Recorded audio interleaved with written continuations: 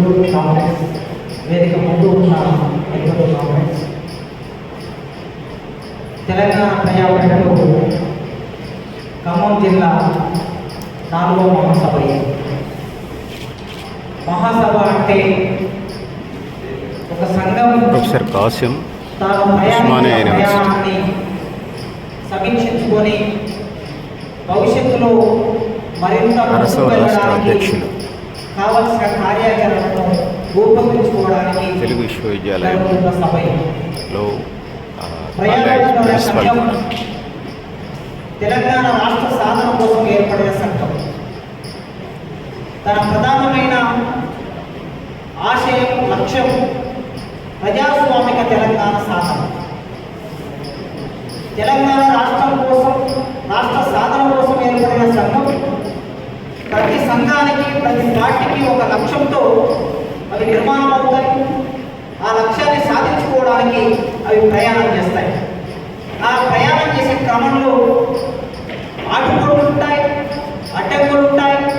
వాటన్నిటిని దాటుకొని ముందుకెళ్ళడానికి ప్రయత్నం చేస్తూ ఉంటాయి. అట్లా తెలంగాణ రాష్ట్ర సమితి కూడా ఒక పార్టీగా 2001లో ఏర్పడింది. 2001లో ఏర్పడిన తెలంగాణ రాష్ట్ర సమితి తన లక్ష్యం ఏమిటి, తన ఆశయం ఏమిటి అంటే అది అధికారంలోకి రావడం. తెలంగాణ రాష్ట్రం ఏర్పడాలి, ఏర్పడిన తర్వాత అధికారంలోకి రావాలి, ముఖ్యమంత్రి కావాలని తన లక్ష్యం.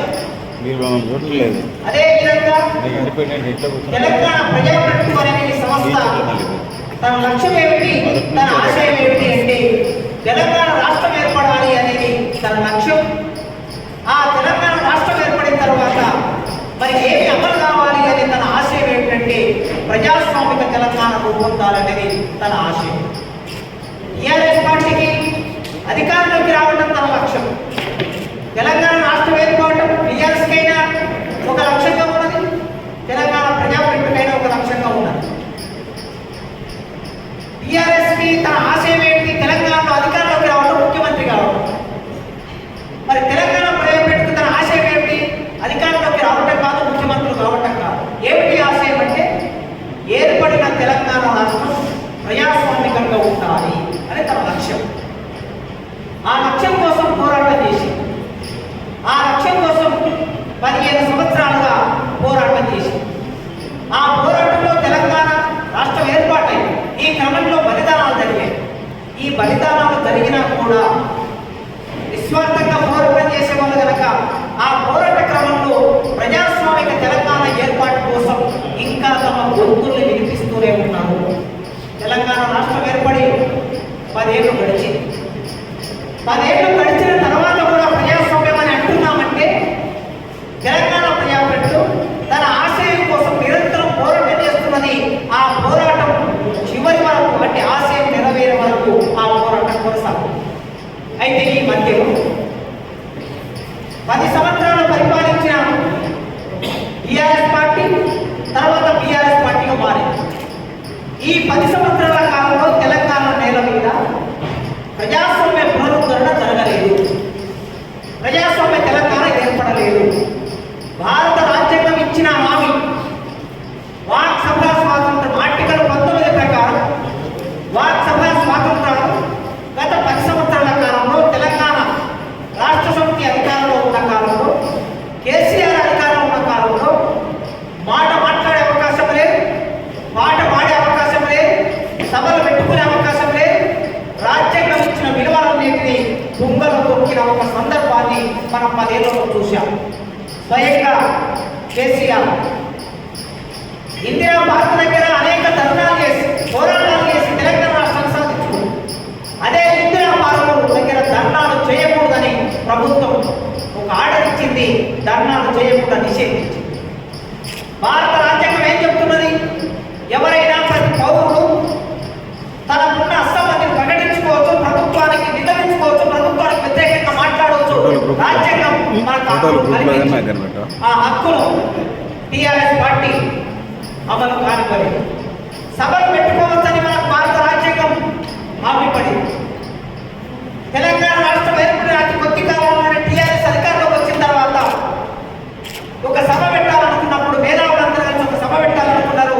ప్రత్యామ్నాయ రాజకీయ వేదిక పేరు మీద సభ పెట్టాలనుకుంటే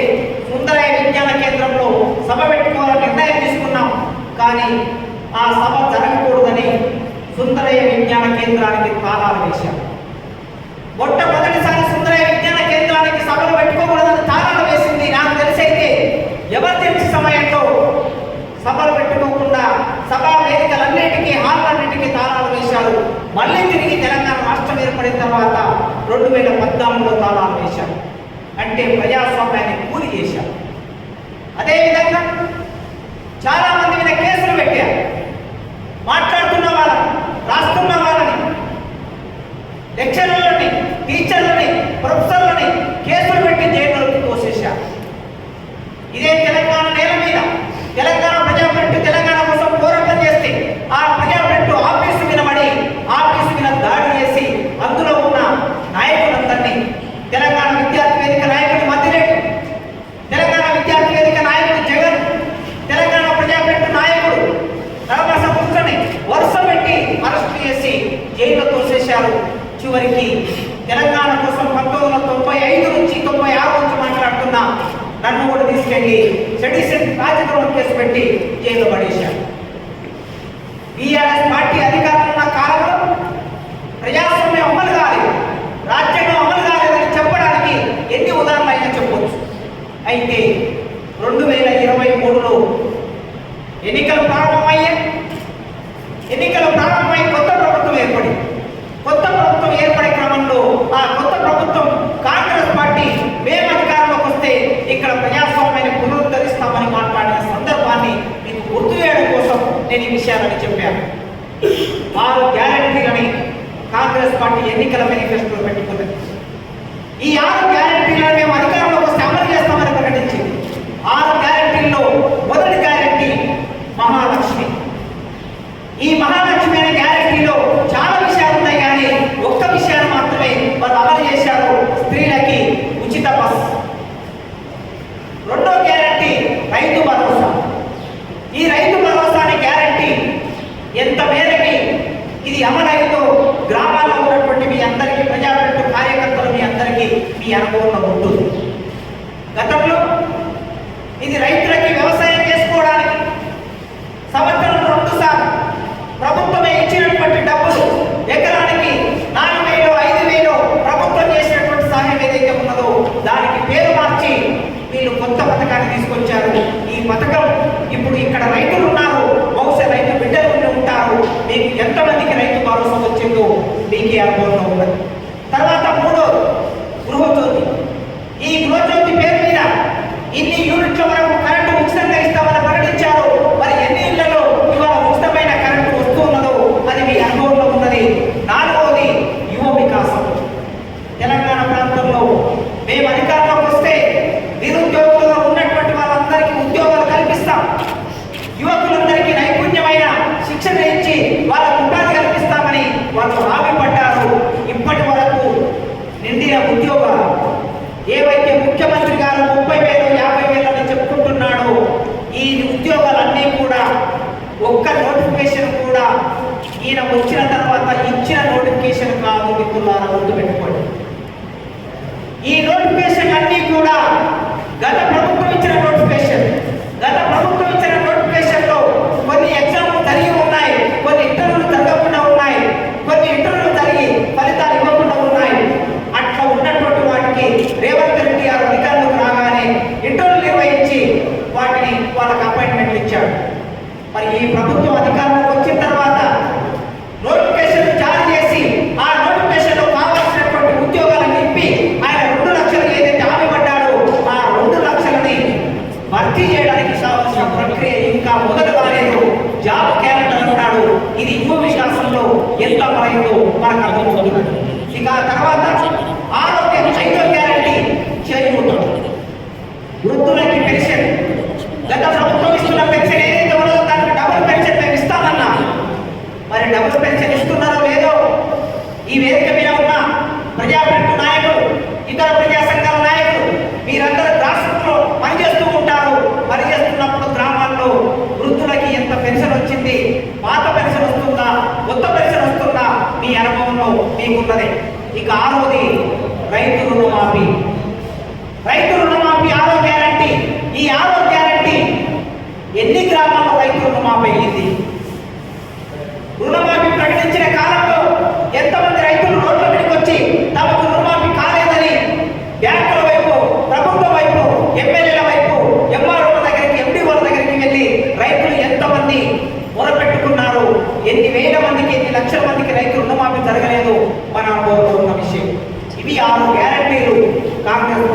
వచ్చింది.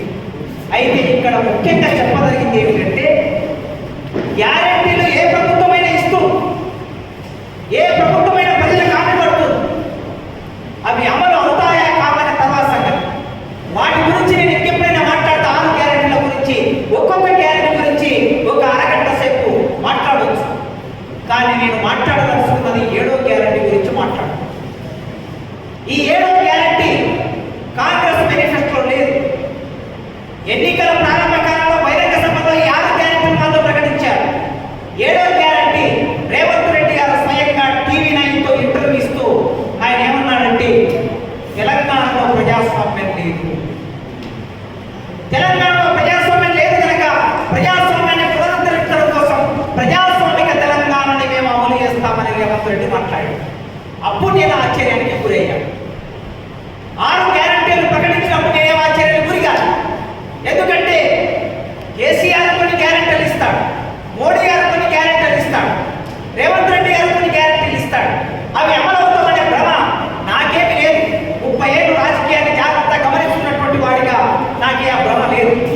కానీ ప్రజాస్వామ్య తెలంగాణ పునరుద్ధరిస్తామని, ప్రజాస్వామ్య తెలంగాణని ఏర్పాటు చేస్తామని రేవంత్ రెడ్డి గారు TV9 ఇంటర్వ్యూకి ఎన్నికల ముందు వారం రోజుల ముందు 7వ గ్యారెంటీ ఈనాడు పత్రికలో పెద్ద న్యూస్ ఐటమ్ వచ్చింది. TV9లో గంట సేపు ఇంటర్వ్యూ జరిగింది.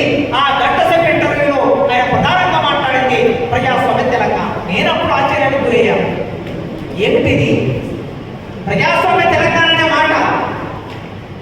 1998లో మేము ఎత్తుకున్న మాట, మేము ప్రారంభం చేసిన మాట, ఆ మాట కోసం దోషుడు రక్తం ఈ నేల మీద చిందించిన మాట.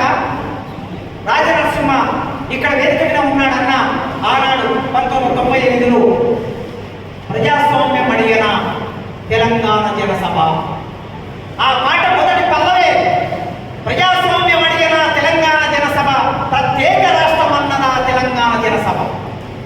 ప్రజాస్వామ్యం ప్రత్యేక తెలంగాణ అనే 2 నినాదాలతో తెలంగాణ జనసభ మొదలైంది.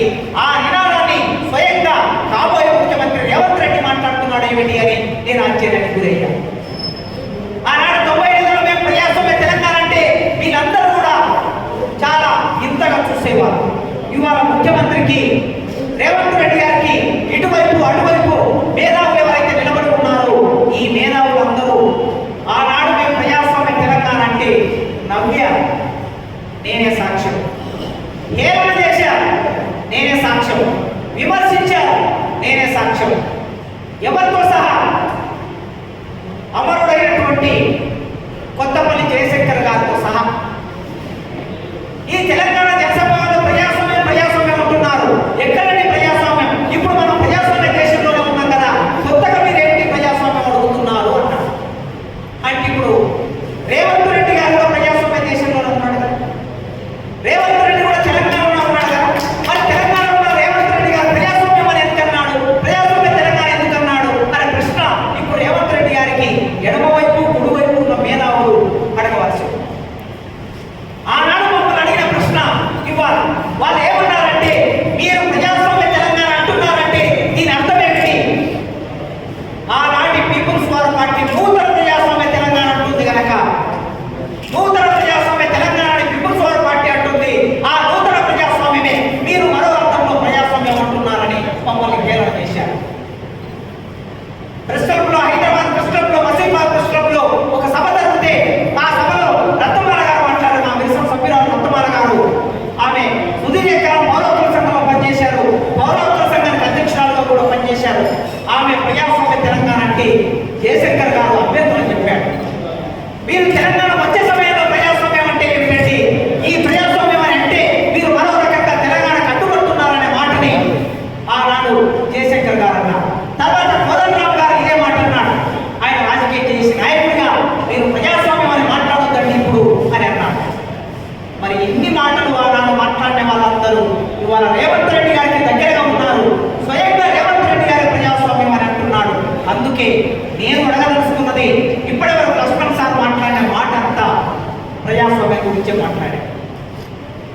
పౌరత్వ సంఘంలో పనిచేసే ఒక నాయకుడిగా ఆయన ప్రజాస్వామ్యం గురించి మాట్లాడాడు. ఆదివాసీ సంఘంలో పనిచేసే ఒక నాయకుడిగా ఆయన ప్రజాస్వామ్యం గురించి మాట్లాడాడు. వేదిక మీద ఉన్న వాళ్ళందరూ కూడా సంజీవరావు తన సంఘం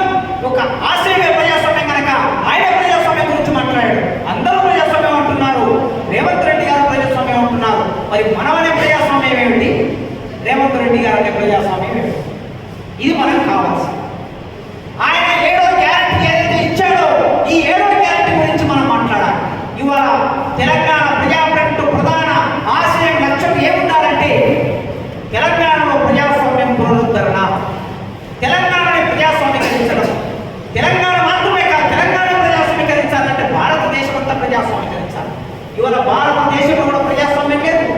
భారతదేశం కూడా ప్రజాస్వామ్యం అమలు కావటం లేదు. మీరు అడగవచ్చు, ప్రజాస్వామ్యం లేకపోతే ఇవాళ మాట్లాడే హక్కు ఈ వేదిక మీద నుంచి మాట్లాడుతున్నావు కదా, నీకు ఎక్కడి నుంచి ప్రజాస్వామ్యం లేకపోతే ఎట్లా మాట్లాడేవాళ్ళు అని ఎవరైనా అడగవచ్చు. కేవలం సంజీవరావు చెప్పినట్టే ఇన్ని పరిమితుల మధ్యన, ఇన్ని ఆంక్షల మధ్యన ఇవాళ నేను మాట్లాడుతున్నాను. తెలంగాణ ప్రజాప్రభు ఖమ్మం జిల్లా మహాసభలు జరిగితే ఈ మహాసభలకి హాజరైన వాళ్ళు ఎంతమంది? 50 మంది. ఈ 50 మందిలో హైదరాబాద్ నుంచి వచ్చినటువంటి మేమే 15 మంది ఉన్నాం, మిగతా 40 మంది. ఇంత పెద్ద జిల్లాలో 40 మంది మాత్రమే ఇక్కడికి వచ్చారంటే నిజంగా ప్రజలు తమ గ్రామాల నుంచి లేదా ఆఫీసుల నుంచి తమ ఇళ్ల నుంచి ఒక సభకు వెళ్ళే ఒక స్వేచ్ఛాపూరిత వాతావరణం ఎందుకు లేదు అనేది ప్రశ్న. తెలంగాణలో ప్రజాస్వామ్యం ఎందుకుంటే అది ఎందుకు లేదనే ప్రశ్న. అందుకే రేవంత్ రెడ్డి గారు మాట్లాడే మాటకి కట్టుబడి ఉంటారు. మరి ఆ చరిత్ర అవగాహన ఉందో లేదో తెలియదు. ఇప్పుడు ఆ చరిత్ర చెప్పుకోవాల్సిన అవసరం ఉండదు. ఇక్కడ ఉన్న కార్యకర్తలకి, సంఘం నాయకులు, సమాజానికి చరిత్రని మళ్ళీ మళ్ళీ చెప్పాలి. ఎందుకు మళ్ళీ మళ్ళీ చెప్పాలంటే ఎప్పుడైనా చరిత్ర రహస్యంగా కొనసాగుతుంది, లేకపోతే విలోకంలో కొనసాగుతుంది అన్నాడు కార్ల్ మార్క్స్. చరిత్ర ఒక నాటకంగా కొనసాగుతుంది, లేకపోతే చరిత్ర వెనక్కి వెళ్తుంది. వెనక్కి వెళ్ళిన చరిత్ర మళ్ళీ తిరిగి పునరావృతం అవుతుంది. ఇవాళ భారతదేశంలో చరిత్ర పునరావృతం అవుతుందంటే ఏమి పునరావృతం అవుతుంది? వేదాల చరిత్ర పునరావృతం అవుతుంది, వర్ణధర్మం పునరావృతం అవుతున్నది, కుల వ్యవస్థ పునరావృతం అవుతున్నది.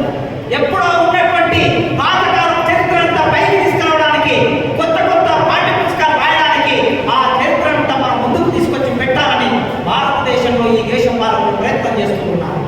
అందుకే చరిత్ర రహస్యంగాను, చరిత్ర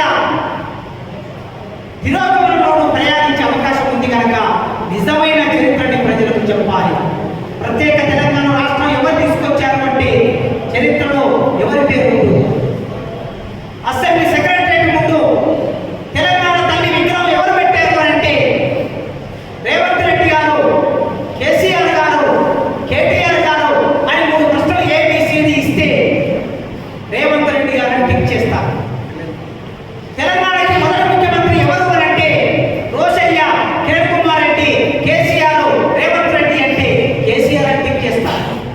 చరిత్రని అట్లా నిర్మాణం చేసుకున్నారు. తెలంగాణ కోసం పోరాటం చేసిన మొదటి సంఘాలు ఎవరు అంటే, మొదటి పార్టీ ఎవరు అంటే టిఆర్ఎస్ పార్టీ అని టిక్ చేసుకునేటట్టు నిర్మాణం చేసుకున్నారు. ఆయన చరిత్ర ఈయన చరిత్ర ఆయన. ఇప్పుడు రేవంత్ రెడ్డి గారు ముఖ్యమంత్రి అయ్యారు. రేవంత్ రెడ్డి గారి ప్రయత్నం వల్ల ఏమిటంటే కేసీఆర్ గారి ముద్ర తెలంగాణ మీద లేకుండా చేయడం అనే ప్రయత్నం. రేపు కేసీఆర్ గారు ముఖ్యమంత్రి అయితే ఆయన ప్రయత్నం ఏమిటి? రేవంత్ రెడ్డి గారి ముద్ర తెలంగాణ మీద లేకుండా చేయడం ఆయన ప్రయత్నం. వీళ్ళిద్దరు కలిసి చేసే ప్రయత్నం ఏమిటంటే సుదీర్ఘకాలం తెలంగాణ కోసం ప్రాణత్యాగం చేసి ప్రాణాలు అర్పించి తెలంగాణ తీసుకొచ్చిన ప్రజల చరిత్రని, ప్రజా సంఘాల చరిత్ర లేకుండా చేయడం వీళ్ళందరి కార్యక్రమం. కనుక ఆయన పేరు దగ్గర ఈయన పేరు రాసుకోవడం, ఈయన పేరు దగ్గర ఆయన పేరు రాసుకోవడం దగ్గర ఆగి ఉన్నారు. ఆయన తెలంగాణ తల్లిని తీసుకొస్తే కవితమ్మలాగా ఉంది ఆ విగ్రహం అని ఈయన అన్నాడు. మనం అందరం విన్నాం. తెలంగాణ తల్లి విగ్రహం రూపంలో కవితమ్మ రూపమే ఆ విగ్రహంలో ఉంది అన్నారు. ఇప్పుడు ఈయన అంటున్నాడు మా అమ్మ విగ్రహం లాగా ఉన్నది, మా అమ్మ రూపం లాగా ఉన్నది ఈ తెలంగాణ తల్లి చూస్తే ఈయన అంటున్నాడు. వీళ్ళమ్మ వాళ్ళమ్మ ఆయన బిడ్డ, మరి మనమ్మలు ఎక్కడ? పోరాటం చేసిన మన తల్లుల తేడా ఎక్కడ? అందుకే అసలు చరిత్ర ఏమిటి అన్నప్పుడు ఆ అసలు చరిత్ర మూలాల్లోకి పోతే తప్ప ఇవాళ తెలంగాణ ప్రజాప్రభు ఆ త్యాగం చూడండి. మీరు ఏ సంఘమైనా చూడండి, ఎంతమంది చనిపోయి ఉన్నారు ఆ త్యాగం మీద. తెలంగాణ ప్రజాప్రభులో పాల్గొని నాయకత్వం వహించి చనిపోయినటువంటి వాళ్ళు అంతమంది వాళ్ళ ఫోటోలు వేశారు. ఏ సంఘానికి ఇంత పెద్ద చరిత్ర లేదు మిత్రులారా. ఈ సంఘం చరిత్ర 15 సంవత్సరాలే. ఈ సంఘం చరిత్ర 15 సంవత్సరాలే. 17 సంవత్సరాల చరిత్రలో ఇంతమంది అమరులయ్యారు. విప్లవ రచయితల సంఘం చరిత్ర 50 ఏళ్ళు. 50 ఏళ్ళ విప్లవ రచయితల సంఘం చరిత్రలో కూడా అంతమంది అమరులు లేరు. పౌరత్వ సంఘం చరిత్ర 50 ఏళ్ళు. 50 ఏళ్ళ పౌరత్వ సంఘం చరిత్రలో కూడా ఏ 10 మందో లేదా 12 మందో అమరులు ఉంటారు. కానీ 17 ఏళ్ల చరిత్రలో ఇంతమంది అమరులయ్యారు. ఈ అమరులందరూ ఎవరి కోసం? తెలంగాణ కోసం. 1995-96 కాలంలో కొత్త రాష్ట్రాలు ఏర్పడుతున్నప్పుడు దేశమే దేవేగౌడ ప్రధానమంత్రిగా కొత్త రాష్ట్రాలు ఇచ్చాడు.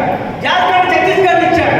ఈ జార్ఖండ్, ఛత్తీస్గఢ్ ఇచ్చిన తర్వాత మళ్ళొక్కసారి తెలంగాణ ప్రజలకు ఒక ఆశ కలిగింది, ఈ దేశంలో మాకు ఒక రాష్ట్రం ఏర్పడబోతుంది అని. ఆ ఆశలో భాగంగా కవులు, కళాకారులు, మేధావులు, బుద్ధిజీవులైన వాళ్ళు మొట్టమొదటి తెలంగాణ ఆకాంక్షను ముందుకు తీసుకొచ్చారు. తెలంగాణ కావాలి, 69లో ఆగిపోయిన పోరాటం మళ్ళీ ముందుకు రావాలి, నిన్న విడిచిన పోరాటం నేను అందుకోలేక తప్పదు అని చెప్పి ఆనాటి కవులు, కళాకారులు, మేధావులు కలిసి ఒక చర్చను లేవదీశాడు తెలంగాణ నేల మీద. అట్లా చర్చను లేవదీసినప్పుడు మొట్టమొదటి 1996లో ఈ దేశంలో చర్చ జరుగుతున్నప్పుడు, ఈ రాష్ట్రంలో చర్చ జరుగుతున్నప్పుడు, తెలంగాణ రాష్ట్రానికి ఏర్పాటు ముందుకు ఎవరు రానప్పుడు, తెలంగాణకి ఎవరు సపోర్ట్ చేయనప్పుడు కమ్యూనిస్టు పార్టీలు తెలంగాణను వ్యతిరేకించాయి, సిపిఐ తెలంగాణను వ్యతిరేకించింది, సిపిఎం తెలంగాణ వ్యతిరేకించింది, రామన్ విప్లవ పార్టీలు తెలంగాణను వ్యతిరేకించాయి, టీడీపీ తెలంగాణ వ్యతిరేకించింది, కాంగ్రెస్ తెలంగాణ వ్యతిరేకించింది. మరి ఎవరు సపోర్ట్ చేస్తారు? తెలంగాణ రావాలని మేధావులకున్నది, తెలంగాణ రావాలని కళాకారులకున్నది, తెలంగాణ రావాలని కవులకున్నది, విద్యార్థులకున్నది. సపోర్ట్ చేసే పార్టీ లేదు. అట్లాంటి సందర్భంలో 1996 జూన్, గుర్తుపెట్టుకోండి, చరిత్రలో ఈ చరిత్రని మరుగుపరచడానికి ప్రయత్నం చేస్తున్నారు. 1996 జూన్ 6వ తారీఖు నాడు తెలంగాణ ప్రాంతంలో, తెలుగు రాష్ట్రంలో ప్రధానమైన ప్రభావితమైన విప్లవ పార్టీ పీపుల్స్ వార్ పార్టీ తన డాక్యుమెంట్ను విడుదల చేసింది. ప్రత్యేక తెలంగాణ ప్రజాస్వామిక ఆకాంక్ష మా కార్యక్రమం అనే పేరు మీద 1996 జూన్ 6వ తారీఖు నాడు ఒక డాక్యుమెంట్ ఇచ్చింది. ఆ డాక్యుమెంట్ అన్ని పార్టీలు అందరూ తెలంగాణ వ్యతిరేకిస్తున్నప్పుడు తెలంగాణకు మద్దతుగా ప్రత్యేక తెలంగాణ రాష్ట్రం ఏర్పడవలసిందే, ఇది ప్రజల ఆకాంక్ష, 50 సంవత్సరాల ప్రజలు కోరుకుంటున్నారు, తెలంగాణ కోసం పోరాటం చేయవలసిందే, మా పార్టీ మద్దతు తెలియజేస్తుందని చెప్పి మా కేంద్ర కమిటీ ఒక డాక్యుమెంట్ ఇచ్చింది. ఎప్పుడైతే పీపుల్స్ వార్ పార్టీ డాక్యుమెంట్ వచ్చిందో మొట్టమొదటిసారి తెలంగాణ గురించి స్పష్టంగా మాట్లాడిన పార్టీ ఈ దేశంలో పీపుల్స్ వార్ పార్టీ. ఆ పీపుల్స్ వార్ పార్టీ డాక్యుమెంట్ వచ్చిన తర్వాత ఇంకా మేధావులకు ఒక మద్దతు లభించింది. ఎందుకంటే ఆనాడు పీపుల్స్ వార్ పార్టీ ఈ తెలుగు నేల మీద సమాంతరమైన ప్రభుత్వం నడుపుతున్న పార్టీ, గ్రామ స్వరాజ్య గ్రామ కమిటీలతో ప్రభుత్వం నడుపుతున్నటువంటి పార్టీ. అందుకే ప్రజల మీద అంత ప్రభావం ఉన్న పార్టీ తెలంగాణ కోసం మద్దతు తెలియజేయడం మూలంగా మేధావులందరూ ముందుకొచ్చారు, కౌలు కళాకారులు ముందుకొచ్చారు. ఆ నేపథ్యంలోనే 1997లో, అంటే ఈ డాక్యుమెంట్ వచ్చిన సంవత్సర కాలానికి భువనగిరిలో ఒక మహాసభ జరిగింది. తెలంగాణ కోసం ఒక మహాసభ జరిగింది. ఈ భువనగిరి మహాసభలో ఆనాడు అమ్మా తెలంగాణమా ఆకలి కేకల గానమా అని గద్దరన్న పాటతో ఆ ఉద్యమంలోకి వచ్చాడు. 96 మార్చి 7-8 తారీఖుల్లో భువనగిరిలో 40,000 మందితో ఒక సభ జరిగింది. 2 రోజుల సదస్సు జరిగింది. చివరికి బహిరంగ సభ జరిగింది. ఆ సదస్సును, ఆ బహిరంగ సభని జాగ్రత్తగా నడిపించినటువంటి వాళ్ళు ఆ భువనగిరిలో ఉన్నటువంటి మల్లారెడ్డి, ఆయన వ్యవసాయ సభ్యుడు, ఇన్నారెడ్డి, ఆయన శంకుసార్ పార్టీలో పనిచేసి బయటకు వచ్చాడు. ఆ తర్వాత వెలి లలిత, వీళ్ళందరూ కలిసి ఆ కార్యక్రమాన్ని 2 రోజులు నిర్వహించి భువనగిరి డిక్లరేషన్ ఇచ్చారు. ఆ భువనగిరి డిక్లరేషన్ చాలా స్పష్టంగా చెప్పారు, తెలంగాణ రాష్ట్రం ఏర్పడవలసిందే, ఇక్కడ నీళ్లు, ఇక్కడ నిధులు, ఇక్కడ ఉద్యోగాలు, ఇక్కడ సంపద కోస్తంత పెట్టుబడిదారుల చేతుల్లో బందీ అయిపోయి ఉన్నది కనుక తెలంగాణ ప్రజల ఆకాంక్ష నెరవేరాలంటే ప్రత్యేక తెలంగాణ రాష్ట్రం ఏర్పడాలని గద్దరన్న పాట పాడాడు, వెలి లలిత పాట పాడాడు. ఆనాటికి వెలి లలిత ఇంకా తెలంగాణ పాట ఎత్తుకోలేదు. వెలి లలిత అప్పటికి సారా ఉద్యమంలో భాగంగా సారాకు వ్యతిరేకంగా పోరాటం నడుపుతున్నారు. యాదగిరిగుట్టలో వేషమూర్తి వ్యతిరేకంగా పోరాటం నడుపుతున్నారు. చిట్ట చివరికి గుట్కకు వ్యతిరేకంగా పోరాటం నడుపుతున్నది. గుట్కలు అమ్మ గుట్కలు, ఇవి ప్రాణాలు తీసేసే చిట్కలు అని చెప్పి గుట్క తినొద్దని పోరాటంలో ఆమె ప్రచారం చేస్తూ ఉంది. గద్దరన్న ఎప్పుడైతే అమ్మా తెలంగాణమా ఆకలి కేకల గానమా అనే పాట పాడాడో ఆ పాట ద్వారా సాంస్కృతిక ఉద్యమానికి పునాది పడింది. ఈ తెలుగు నేల మీద, తెలంగాణ నేల మీద తెలంగాణ ఉద్యమానికి, అస్తిత్వానికి తన రక్తం దారిపోసిన వాడు ప్రజాయుద్ధం ఒక గద్దరన్న అనే విషయం చరిత్ర రికార్డ్ అయిపోయి ఉన్నది. మన ఇష్టాలతో సంబంధం లేదు.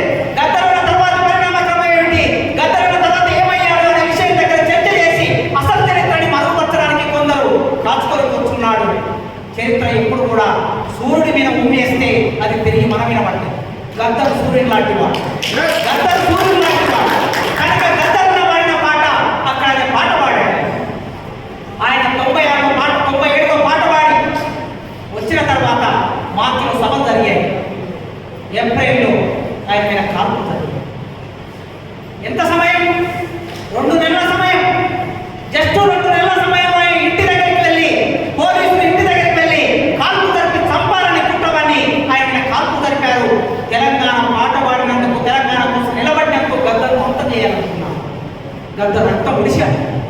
రక్తం ఒడిచి ఈ ప్రజల ఆశిస్సు వలన, ఆశిస్సు అనే మాట సరైనది కాదు, ఈ ప్రజల ఆకాంక్ష వలన, తనకుండే గుండె ధైర్యం వలన లోపల గుండెలు పెట్టుకొని కూడా గద్దరన్న బతికి మనం బయటకు వచ్చాం.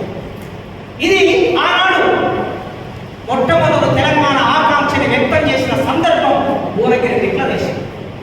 ఈ చరిత్ర ఎవరు చెప్పడు, ఈ చరిత్ర ఎవరు మాట్లాడు, ఈ చరిత్ర వాడు, వాడి చరిత్ర వీడు చెప్పుకోవడం దగ్గర పాలక వర్గాలు నిమగ్నమై ఉన్నాయి.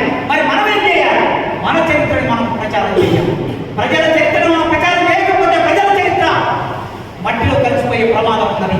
ఆ తర్వాత మారోజు వీరన్న నాయకత్వంలో మార్చిలో ఈ సభ జరిగితే, భువనగిరి డిక్లరేషన్ జరిగితే, అదే సంవత్సరం 1997 ఆగస్టు తారీఖు సరిగ్గా గుర్తులేదు, ఆగస్టు నెలలో మారోజు వీరన్న, ఇప్పుడు వి ప్రకాష్ ఉన్నాడు కదా, ఈ వి ప్రకాష్ నాయకత్వంలో తెలంగాణ మహాసభ ఏర్పడి, తెలంగాణ మహాసభ ఏర్పడి, ఆ తెలంగాణ మహాసభ ఏర్పడిన కొద్ది రోజుల ముందు సూర్యాపేటలో 40,000 మందితో ఒక సభ జరిపాడు. సామాజిక తెలంగాణ కావాలి, తెలంగాణ అంటే మామూలు తెలంగాణ కాదు, సామాజిక తెలంగాణ కావాలని సూర్యాపేట డిక్లరేషన్ వచ్చింది. 97 ఆగస్టులో సూర్యాపేట డిక్లరేషన్, 97 మార్చిలో భువనగిరి డిక్లరేషన్. ఇది ఇట్లా కొనసాగుతున్న క్రమంలో దీని లాజికల్ ముగింపుగా 1997 అదే సంవత్సరం డిసెంబర్ 29, 30 తారీఖులలో, డిసెంబర్ 29, 30 తారీఖులలో వరంగల్లో 2 లక్షల మంది సమక్షంలో ప్రొఫెసర్ సాయిబాబా అమరుడయ్యాడు. తెలంగాణ కోసం అమలాపురంలో పుట్టిన సాయిబాబా, తూర్పుగోదావరి జిల్లాలో పుట్టిన సాయిబాబా, ఆంధ్ర ప్రాంతంలో పుట్టిన సాయిబాబా మన ప్రజల ఆకాంక్ష నెరవేర్చడం కోసం 2 లక్షల మంది ప్రజలతో వరంగల్లో డిక్లరేషన్ జరిపాడు. అది 2 లక్షల మంది కాళోజీ, జయశంకర్, బియ్యాల జనార్దన్ రావు వీళ్ళందరి సాక్ష్యంగా వరంగల్ డిక్లరేషన్ వచ్చింది. భువనగిరి సభ అయినా, సూర్యాపేట సభ అయినా, వరంగల్ సభ అయినా, ఈ మొత్తం పరిణామక్రమంలో ఎవరున్నారు? ఉద్యమకారులు ఉన్నారు, ప్రజా సంఘాల నాయకులు ఉన్నారు, కవులు ఉన్నారు, కళాకారులు ఉన్నారు. వీళ్ళందరూ కలిసి తెలంగాణ ఆకాంక్షని అగ్గిని రాజేశారు. ఈ అగ్గిని రాజేస్తే 97 అది అయిపోయిన తర్వాత డిసెంబర్లో 1998 జూలై 4వ తారీఖు, జూలై 4 అంటే దొడ్డి కొమరయ్య అమరుడైన రోజు. ఆనాడు ఇసురు రామచంద్రారెడ్డి గడియ నుంచి కాల్పు జరపడం మూలంగా దొడ్డి కొమరయ్య అమరుడయ్యాడు. ఆ అమరుడైనటువంటి 4వ తారీఖు జూలై 4, 1995లో హైదరాబాద్లో రాణా ప్రతాప్ ఫంక్షన్ హాల్లో తెలంగాణ జనసభ ఆకుల భూమయ్య కన్వీనర్గా, అమరుడు ఆకుల భూమయ్య కన్వీనర్గా తెలంగాణ జనసభ ఏర్పడింది. ఆ తెలంగాణ జనసభ అక్కడనే అంబర్పేట మున్సిపల్ గ్రౌండ్లో 1,00,000 మంది ప్రజల సమక్షంలో ప్రజాస్వామ్య తెలంగాణ కావాలి, తెలంగాణ జనసభ ప్రజాస్వామ్య తెలంగాణ కోసం పోరాటం చేస్తుందని ప్రకటించారు. రాజనరసింహ వీళ్ళందరూ అందులో నాయకులుగా పనిచేశారు. ఆ రోజు నెల, 2 నెలలు, 3 నెలలు క్యాంపెయిన్